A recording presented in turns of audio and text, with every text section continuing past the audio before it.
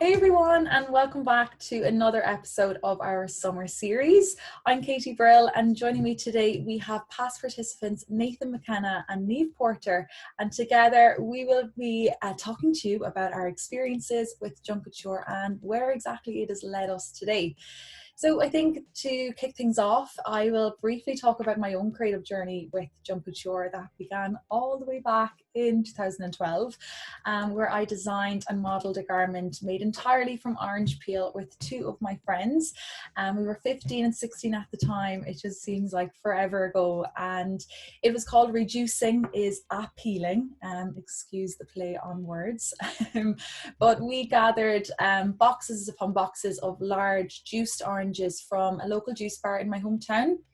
They thought we were crazy for saying we were going to make a dress out of them. They were like, okay, there you go. They didn't exactly believe us that we were going to try and dry them out to create a garment out of them. So what we did then was we took them home on a fortnightly basis and into our school, and we began to remove so there were large juice oranges, and we removed the pulp by hand to show the flesh that was the white side, but also then the bright orange side as well. So we had the contrasting colours.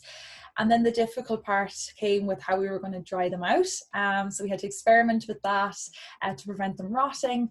And then we began to sew them together and used chicken wire, cardboard and netting to create structure and shape for the design as well. So that was really it in a nutshell, and how our design came to life. And yeah, it made it all the way to the grand final in 2012. We won the Western region and the Glamour Award that year, so that was so exciting. And for me, yeah, that was really where my Kouture journey began, and my involvement with the Kouture community. As since taking part in 2012, I've been a student judge in Scotland. I've attended the Royal Film Premiere in London with the design. I've been involved in workshops and talks, and yeah, since 2019 now, I've become the head of PR and communications for Kouture. So I've really done a full circle. It's crazy to think, and I wouldn't have it any other way. When an opportunity came up to work for Kouture, I couldn't help but jump at the chance to work full time, because the team and the mission, the values and ethos are just so inspiring and a part of my everyday living. And it's played a huge role in my personal development as a teenager and my confidence, and yeah, the friends I've made along my journey. And for me, I just feel so proud to work alongside such inspiring young people on a day-to-day basis. And really, that is my journey in a nutshell, guys. And I think to kick things off, and speaking of inspiring people, let me introduce you to Nathan. Thank you so much for joining us today, Nathan. Thanks, Katie. How are you? I'm really good. How are you?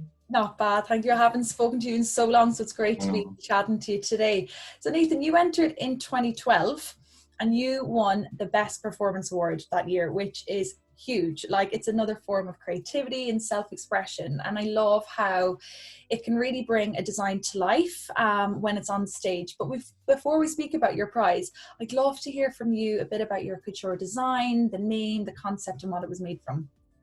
Yeah. So me and my team, me and two of my classmates, Niamh and Sophie, we kind of decided that we wanted to do something to do with climate change. So we decided to call the costume A Chance to Change, and we made it out of shoes, so entirely out of shoes, so different parts of shoes, whether it's high heels, runners, everything. And basically we used different parts of the shoes for different bits of the costume. So our main thing was getting the story and the message across.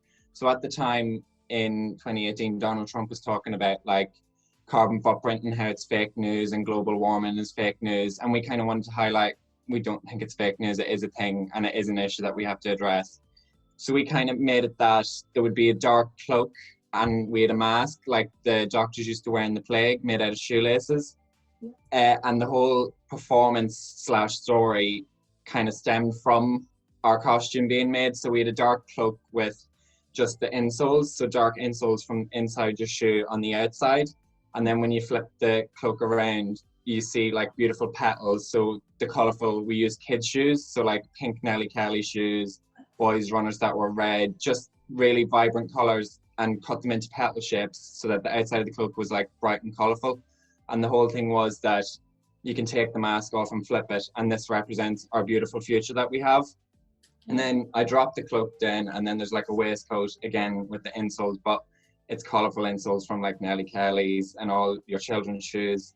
And then the trousers were kind of like samurai-esque because we wanted to be like a soldier on a mission to improve our carbon emissions and stuff. So it was all just kind of about showing that we were in a dark place, but we are going to go to a better place if we all work together. So that was kind of our mission. And we got all our shoes from like a local shoe shop that was closing down, and we opened a bank in our school, and we kind of had to wash all the shoes, cut all the insoles out, cut them to pieces, and we all just kind of worked together on it. And we wanted to use every bit of the shoe rather than just using one bit. So we'd like little, do you know the end bit of heels? We had them like as little bits, any sparkles of heels, anything. We wanted to just use all of the shoe rather than just kind of neglect bits. So that was kind of our design and where we got the whole concept from and everything.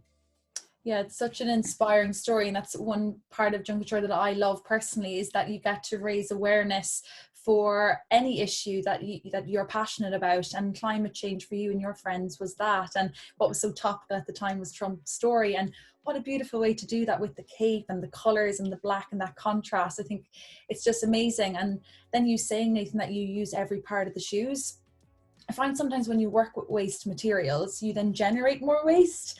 And it's so cool to hear you say that with that, we were just adamant of using all the parts, and your design was beautiful as well. I loved it. And I think going back to your performance then, it just even enhanced your design even further.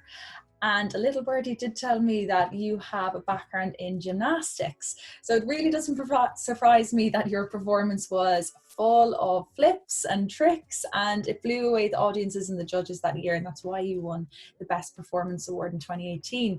So Nathan, tell me, how was it performing in front of thousands of people in the Three Arena and winning the Performance Award that year? It was like a once in a lifetime opportunity that I'll never ever forget, and I'm always going to be grateful to Junk Kouture for it. I'll never forget, we showed up at the arena and my teacher came to me and was like, "Oh, you're the first in the region." And I was like, oh, "Okay, that's not too bad." And because I went the year before, I was like, Eastern's normally like the second or third region. So I was like, that's fine, I'll be maybe number 23 or whatever. But then the year I went, they decided to put the Eastern region first, so I would be the first one on the stage to open the whole thing. So I was kind of like, okay, it's about to get really real. And obviously I'd follow the winner from the year before, so Marius, and you just see him come out in his amazing costume, and you're just like, it gets real really quick, and you just have to snap into kind of putting on a show. But it was just next level. Before you even go on, you can feel the vibrations in the floor, like, and you can hear your school chanting, you can hear the other schools chanting. And then as well, I did the song Skyfall. So normally the songs that are like upbeat and bounce and kind of get the audience going, but it was just pure silent when I walked out first, which most people would be like, oh, not too good. But I just liked it because I knew I wasn't going for a jumping audience kind of performance. I wanted them to like focus on what I was doing and get the story and the message that was coming with it. And then obviously before Junk Kouture, I only had a background in gymnastics. So I was kind of like, utilize what you have. If you can Irish dance, Irish dance. If you can do gymnastics, do gymnastics. So I added in like a couple of flips, hit the splits, and then of course the audience goes wild whenever you do any kind of tricks and stuff. And then I just kind of wanted to show the judges what I could do, show my school what I could do. And then luckily I ended up winning the award and got to meet Louis Walsh, and then won a 200 voucher for Ticketmaster. So it was really good. Yeah, and I love, you've really just kind of encapsulated that just so beautifully when you said you didn't go for your song, where it's really, really fast, that really gets the crowd going. But what you did was just blow them away, because you thought about the design, you thought about the inspiration, and you thought about the music and the performance that would go with that story. I think that's so important to any student that's participating in Junk Kouture, and any model that might be looking to choreograph a routine. It doesn't have to be full of dance moves. It could literally be you walking down on stage, but the music and the story you're telling really can help with your performance. And I think, Nathan, you did that really well. And that's why I'm not surprised that you're now studying musical theatre in London. And fair play to you for doing that. It's absolutely amazing journey where you've come, and I'm not surprised at all. But do you think then that participating in Junkature has influenced this decision to study musical theatre, or it's even validated that even more? As I said before, Junkature, I never really thought of performing arts as a career, never danced, never sang, never did anything in the performing arts world. My only background was gymnastics. And then I remember once I did Junkature and videos started circulating of my performance, local dance teachers, local like performing arts schools came to me and were like, please join us Brilliant. and kind Wow. of get involved. And then from there, I joined like a local dance training place called Born to Perform, and they trained me up in dancing. And then the following year, just before COVID hit, I decided that maybe this could be a career that I wanted to do. So then I kind of auditioned for different colleges in England just to do performing arts. And then luckily I got accepted into everywhere I auditioned, thanks to the training I got. And then I decided to go to the Wilkes Academy in Swindon, which has sponsors such as Ant and Deck, Brian Freeman's another person who's involved with the college, so loads of big names. So I was really lucky to get in there. Wow. And yeah, I kind of never thought of performing arts, and you can even ask my parents before Junkature, it was always going to be law and Irish and UCD. But then once Junkature came in, that all went out the window. So it kind of was Junkature that opened that door and opened my mind to different possibilities. Yeah, it's just giving you that opportunity to perform in front of, 5,000 audience members in the Three Arena. I'm sure when you were on stage, the exhilaration and sheer happiness you felt performing and seeing other people enjoy your skill and talent, and another form of creativity. And that's what Junkature is all about, creativity of all forms, not just the design element as well. But for you, Nathan, getting on stage, it must just felt, I have to do this for the rest of my life. This is true happiness. And honestly, I can't wait to see where your talents and your career take you. You have another year or two left. How long? 2 years left. Oh, brilliant. Well, honestly, Nathan, the very best of luck with your journey with performing arts. Thank you very much. No problem. And speaking of talent, guys, we have another uber talented past contestant. We have the beautiful Niamh with us here today. Niamh, thank you so much for joining us. Thank you for having me. Oh, no problem at all. So Niamh, you took part in Junkature all the way back in 2013, so a year after I did, which must seem like for me a very long time ago now. Yeah. But we also have another similarity. Niamh is working with Junkature now too since the last couple of months. We've been working together on the same team, and it's been great getting to know Niamh.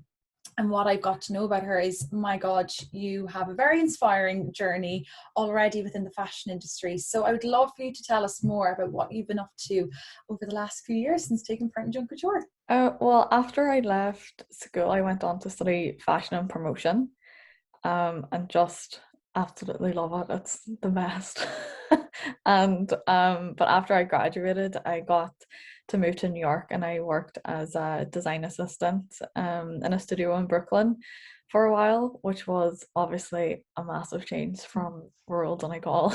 But I got to work on like design and work at 2 New York Fashion Weeks, and design custom designs for like Mary J. Blige and Michelle Obama. And last year during lockdown, Zendaya wore one of the outfits that I'd worked on in a magazine, which was a gorgeous surprise for in the middle of lockdown. But then and then I came back to Ireland and I started studying again to get my honours degree. So I've just graduated again with my honours degree in fashion promotion. Oh, and now you're working for Junkature. Yep. Exactly. So you've really done that full circle, had this Yep. amazing career, come back to university just to finish up with your honours, and now, but you're still working with fashion and sustainability and your passions. And like, seriously, for your age, Niamh, I can't believe what you've achieved already and how inspiring it is. Like, seriously, how many people get to say that they have worked on designs worn by Michelle Obama and Zendaya? Like, that is crazy. I just can't. And looking back on your journey, Niamh, like, do you think then that Junkature, all the way back in 2013, sparked that initial desire to pursue fashion? Or did you always know it growing up? but also your interest in sustainability, because I know from following you on social media that you have a massive interest in ethical fashion and sustainability. So yeah, I'd love to know more about that. Yeah, so fashion actually was never on my radar. Like it was never like my dream to go and study fashion or anything.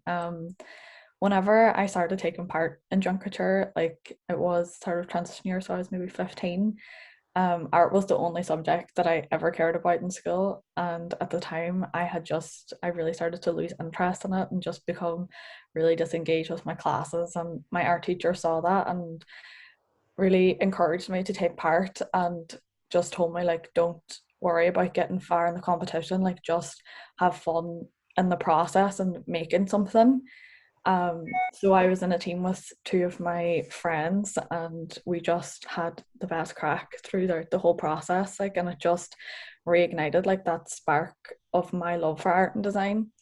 And then my last kind of 2 years in school, then my art teacher, obviously I don't know what she saw in my enjoyment of it, but she always told me to do fashion. Then she really encouraged me those last 2 years to pursue it, and I still thought absolutely not, like it's not for me, because I was just so shy and I was like, it seems like such a glamorous word, like I could never do it. But one day then I was just like, do you know what, like she's absolutely right, like I just love it, so I just went for it and then didn't look back. But for sustainability, like I always went to like green schools. Like when I was younger, they were green schools. So it's always been something that I was interested in. But then studying fashion, like I think a lot of people, maybe there's more recognition now of how large of a polluter the fashion industry is. It's the second largest polluter in the world. It contributes like 10% of the world's carbon emissions or something like that. And whenever you started to learn about it, because I'd always been so passionate already about sustainability, and then learning about the fashion industry, it's always now, it's just my encompasses of my life is just trying to like educate and learn more myself about how we can kind of change the industry to build like a more sustainable future for ourselves. Yeah, and I think that's why, with Kouture, Niamh, it's just giving us this platform to be aware of the impact that the fashion industry has on climate change. And I think, both Nathan's story with the inspiration behind his design and why you're so passionate about it really makes it all worthwhile, is why we do what we do. And us young people, we are the, micro influencers for change, because it's during this discussion with our friends that we make them aware of it, and then that bounces off people. And what better way to raise awareness for sustainability and the harmful effects of the fashion industry than through creativity and, like you said, Niamh, a bit of crack with your friends. And that's what I always loved about Kouture, was that community aspect. For each of us, we were creative individuals in school. For me, I just wasn't into like sport, and my friends were always off playing hockey and GA and getting celebrated and having all these wonderful experiences. And that's not to say that sporty people don't take part in Kouture, because my two teammates were sporty, but they were creative as well. But for me, I was solely creative, and I just felt like, oh, this is my sport, like this is my thing, Kouture is, and really felt like I belonged. And Niamh, it's lovely to hear for you that you had so much fun with your friends and then found your spark again for art and creativity. Yeah, it definitely I don't know what I would have ended up doing. Like I think if I hadn't taken part in Kouture and found that love for it again, I don't know what I would have done. But I think that's great about like working for Kouture now, definitely, is having the opportunity to be a part of that process that Kouture can be for the students now what it was for me. So it's great to just to get to like encourage people to take part and just, as you say, like just have fun with it, because I think a lot of creative kids definitely aren't celebrated or think sometimes their voices aren't heard. So it's great that we have a platform that allow these kids to let their voices be heard and show that they are important and the stuff that they do is amazing. Exactly. And it's not about the winning, it's that about being in part of something of a freedom of self-expression and a celebration of your own uniqueness and your interpretation of fashion and creativity, and that's really what's always meant a lot to me. And by speaking to two very inspiring people like you guys, I can sense that's the same for you. And honestly, Niamh, it's so amazing to hear the impact that Junket Couture has had on your outlook on fashion and sustainability and the industry itself. You're such an advocate and inspiration for young people, Niamh, and I can't wait to follow your career in fashion and work alongside you now with Junket Couture. It's so good. But guys, before we finish off, because we both all told our wonderful experience with Junket Couture and are still active community members today. So for the audience that are listening at home, do you guys have one piece of advice that you would give to any students looking to take part in Junket Couture from September time, as we're going global now, so all the other audiences listening in from other countries and in Ireland as well? And Nathan, I'll kickstart with you. Do you have any piece of advice you'd like to give? Well, the first one's kind of a given: have as much fun as possible, because as we all said, it is a community. And like, I did it 2 years ago, but I still talk to some people that competed in the competition with me. So just, although it is a competition, like, make friends, enjoy it. Like, you're all on the same journey, you all understand what it is. But my one bit of advice would make it all like flow together. Like, make your story match your costume, make it match the materials, because then when everything matches up, it just flows better, and you've more to talk about to the judges, and it will all make sense. So that's kind of one thing that we focused on. It was just making sure the carbon footprint tied into our message, tied into our performance. So my main thing would be make sure it all just links, because then it makes it easier for you and easier for people to understand. But that'd be my tip. Definitely, that's really good advice, Nathan. It does really come together and tells a really strong story when everything links up together, and that symbiotic relationship between them all. So really good advice. And then Niamh, any piece of advice? Well, I mean, just as you all have said, like, I would say, don't be afraid to just go for it. And I know, like, it's really hard to do, but try not to compare yourself to other people, like other past contestants or people around you, because everyone's ideas are so unique. And just because if your design is different to someone else's, it doesn't mean that it's wrong.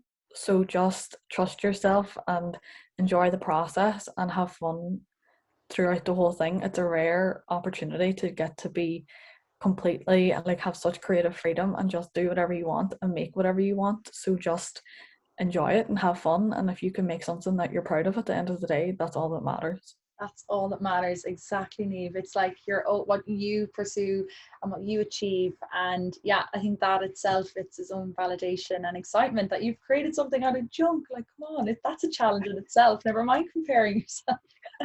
No, exactly, guys. I think the biggest piece of advice to take away is enjoy the moment. Absolutely throw yourself into the community, make as many friends as you can, and just have fun with it, and use this as a place for you to get lost in creativity, get lost in challenging yourself. Don't worry if a problem arises.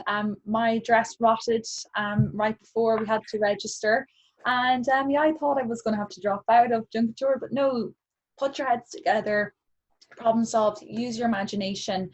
If a problem arises, another thing I always find that sometimes when a problem arises, something beautiful will arise.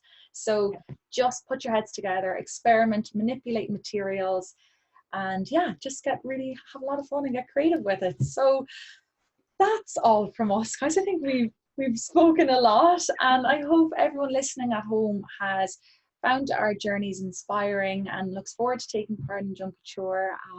It's been great speaking to you, Nathan, and you, Niamh, and thanks so much for joining us, and no doubt we will be speaking again very soon. See you later, Thanks for guys. having us. Bye. Bye.